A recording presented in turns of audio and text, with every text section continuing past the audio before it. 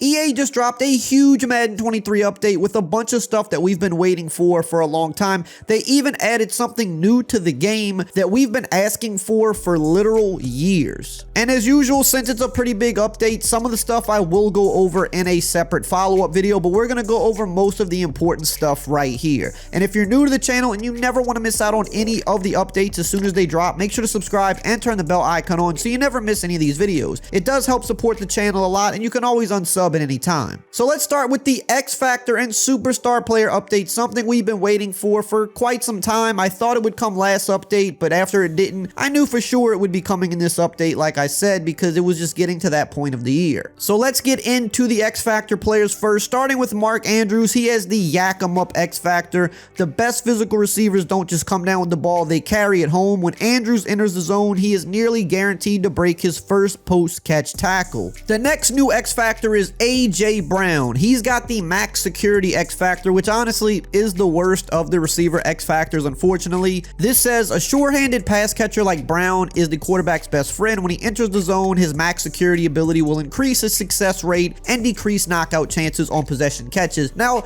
this X Factor actually does fit how he plays in real life. I mean, just last week we saw some of those contested catches he made against his former team, but in Madden terms, it's just not the best X Factor for the video game. Next up is Darius Slay, one of the ones I thought for sure would get bumped up, and he's getting the shutdown X Factor. Shutdown defenders like Slay have the talent to erase receivers from the game. When he enters the zone, his coverage is tighter and interceptions are more frequent on contested catches. And of course, we knew Saquon Barkley was going to finally get bumped back up. He's got the first one free X Factor, one of the few players in the NFL who thrives on making defenders look silly. When he enters the zone, his first one free ability increases his fake out rate on the next juke, spin, or hurdle. And we even got Mad Max Crosby. They're finally giving him the recognition he deserves, and he has the relentless X Factor, an unstoppable force every snap. Max is as stifling as he is mad. When Crosby enters the zone, his rush move attempts are free. And lastly, my guy Demario Davis. I'm actually very pleasantly surprised that they bumped him up. I thought he should have been an X Factor for the last couple of years, and with the Saints being really bad this year, I'm just surprised that they actually bumped one of our guys up. But they're giving him the reinforcement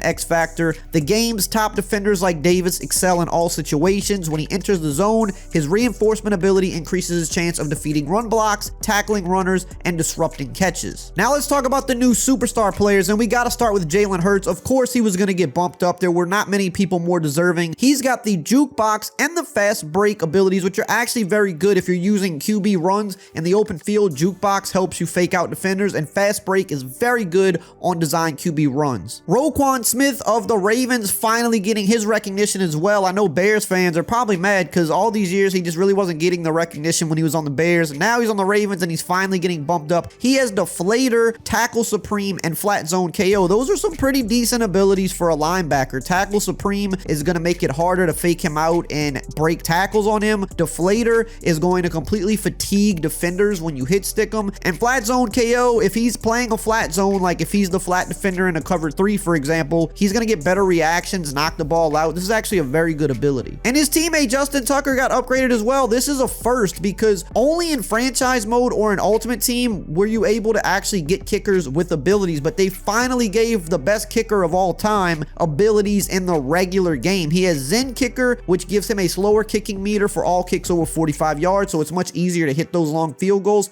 And he has Clutch Kicker, which means you cannot ice him. Another no-brainer in my opinion, Patrick Surtain got upgraded to Superstar. He has Tip Drill, which helps him catch tip passes, Outside Shade, which is going to give him better reaction on receiver cuts to the sideline. So like corner routes, for example, he'll defend that really well. And he's got Short Route KO, which is very overpowered this year. If it's a short zone and he's manned up, he'll likely knock the ball out. Another cornerback getting his due. AJ Terrell is upgraded to Superstar as well. He's got Inside Shade, which is going to give him better man coverage on any in-breaking routes. This is another very good ability. And he's got Deep Route KO, which means on deep routes in man-to-man, he'll knock the ball loose. And another kicker got upgraded as well, Younghoe Koo. He gets Precision Kicker, which gives him full vision of the kicking arc, which isn't really the best kicking ability, but he's also got Focused Kicker. That's the one you want, where he gets the slow meter on 45+ yard kicks. And yet another kicker gets upgraded as well. They're finally showing love to these kickers. Kickers are people too. Carlson also is getting Focused Kicker, which is the best kicking ability. Aaron Jones of the Packers also getting some love. He gets jukebox, which is one of the best running back abilities, and he gets reach for it, which means he's going to reach out for those extra yards and get those first downs. His teammate Rashawn Gary also getting some love. He's got the swim club and the no outsiders. Swim club is going to partially ignore blocking resistance on swim moves, and no outsiders is going to give him better block shedding versus outside runs like stretches, for example. Amon-Ra St. Brown is the first Lions player in a minute to have some abilities. He gets upgraded to superstar, and they give him short out elite, which is going to give him better route running on short routes to the outside. And last but not least, Jalen Waddle was a shoe-in to move up to superstar, and he gets a really good ability with short and elite, arguably the best receiving ability in the game this year. This gives you really good separation, really good route running on short end routes, but unless they fixed it with this update, this was kind of glitched, and it was giving you good route running on pretty much any route, which that might still be the case, but either way, this is still a really good ability. He also gets mid and elite, which is going to give him that better route running and separation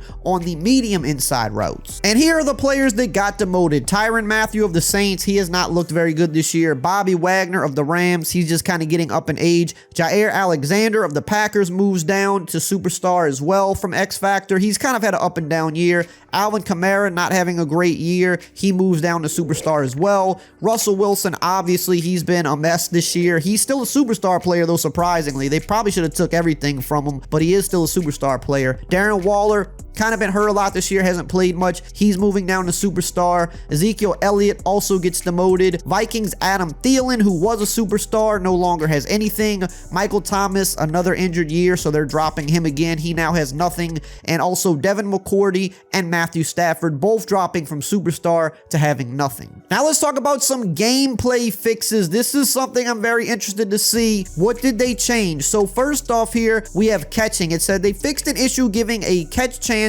that was way too high for lower rated receivers on contested high ball catches, and they also fixed an issue allowing receivers to catch tip passes when they shouldn't have. So it sounds like here they tried to tune the aggressive catching just a little bit, but not too much. Basically, if you're still an elite tall receiver, you're probably going to have good chances to catch those aggressive catches, which are pretty OP this year. But if you're a little bit lower rated, you're not going to win them as often, and I don't have a problem with that. Pass coverage, tuning to man coverage positioning for defensive backs when covering slower receivers, decreasing the amount of cushion so that the defender can better make plays on the ball. They also fixed an issue allowing user-controlled defenders to automatically trigger interception catches without any user input. That's pretty interesting. So it doesn't really sound like they made man coverage any worse here. It sounds like they kind of made it better, which I thought they were going to maybe try to make it a little bit worse. I don't know, but fixing the issue with the interceptions when you weren't actually going for interception, that's actually happened to me a few times. I've gotten a few picks this year where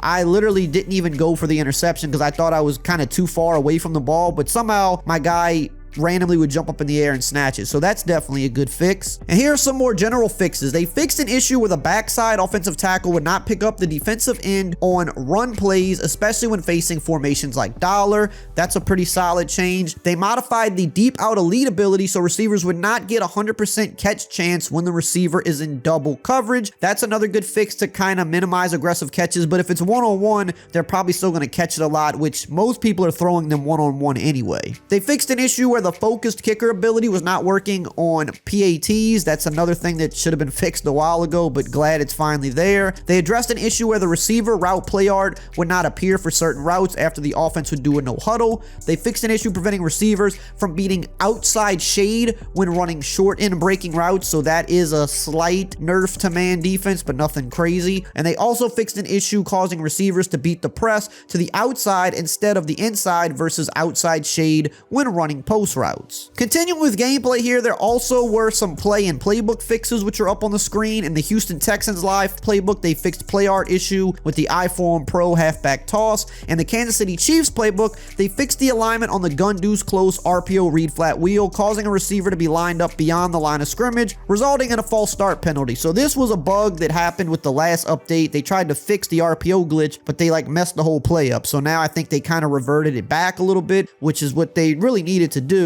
They also fixed some other live playbook stuff in the Arizona playbook and the Saints playbook and in some of the MUT alternative offensive playbooks. I think these are probably fixes due to incorrect play art or some of the plays where the play art wasn't showing at all, which was a bug in the last update, so sounds like that stuff is fixed now. Franchise updates, there's not much here, franchise crowd, but it says, since title update 4 launch, we've been working hard to improve franchise mode. Since then, we have fixed 2 of the highest priority issues, the 32 user online franchise bug and the draft revert bug. Rest assured, we are not done and working towards more fixes for you in the future. So, like I said in some of the previous videos, a lot of the issues with franchise mode right now are things that can be fixed server side, meaning they can push through the update at any time to fix these bugs, so you don't have to wait for a big update like today, and that's what they've been doing. So they don't have any updates for franchise mode in this specific update, but over the last few weeks, they've been pushing out franchise only dedicated updates that were server side related to fix some of these bugs. So I think that's how you can expect a lot of the franchise fixes to keep rolling through. It's just going to be dropping at random, and I'll let you know when they drop. We have a small update for face of the franchise. It said there's some tuning to rep to better align the rewards between linebacker and cornerback positions for defensive actions and achievements,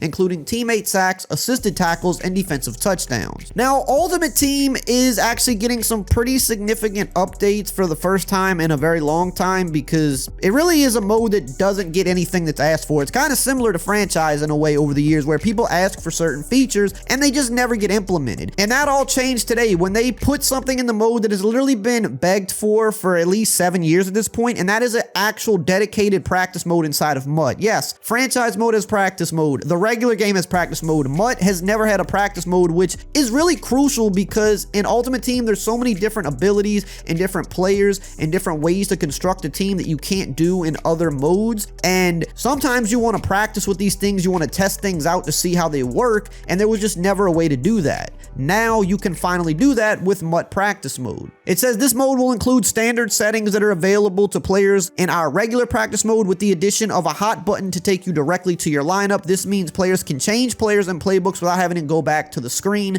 That's a nice feature. Additionally, players can get their practice type, skill level, and game style to simulate any kind of challenge they might face in MUT. Superstar X Factor and Superstar abilities are enabled so users can test and experiment with all abilities available in Ultimate Team. That is huge because Ultimate Team does have specific abilities that are just not in the regular game, and you can also strategically place abilities on certain players, and it's just something that you could never practice with anywhere else in the game. The Yard and Superstar KO also got some various stability and bug fixes. They didn't list anything specific, but at this point, I'm not even sure how many people are even actively playing these modes anymore. Now, we also had some player likeness, some field art, some jersey updates, but I'm going to follow up this video going over all of that stuff, so make sure you're subscribed and don't miss it. And if you want to know about the latest news regarding the upcoming NCAA football game, you can check that video out right here on the screen.